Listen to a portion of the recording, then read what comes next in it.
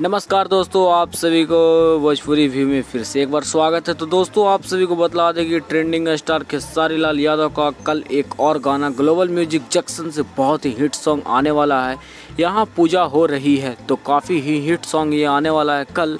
तो इस गाने को गाए हैं खेसारी लाल यादव और अनुपमा यादव, तो दोनों ही ट्रेंडिंग स्टार हैं मान लीजिए। तो देखिए, इस गाने को लिखे हैं अखिलेश कश्यप और म्यूजिक है श्याम सुंदर, यानी कि आदिशक्ति फिल्म्स कंपनी जो है उसकी टीम है। तो काफ़ी ही हिट सॉन्ग ये होने वाला है।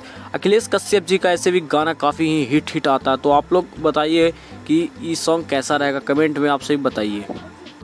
तो दोस्तों, आप सभी को ये सॉन्ग जल्द ही सुनने को मिलने वाला है ग्लोबल म्यूजिक जंक्शन से। तो आप लोग सभी रेडी रहिए इस गाने को नंबर 1 ट्रेंडिंग में भेजाने के लिए। यहाँ पूजा हो रही है और काफ़ी ही हिट सॉन्ग आने वाला है खेसारी लाल यादव है अनुपमा यादव का।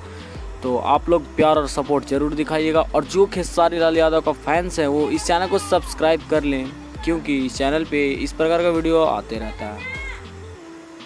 तो बस आज के लिए इतना ही, फिर मिलते हैं अच्छे वीडियो में किसी नए टॉपिक के साथ। जय हिंद, जय भोजपुरी।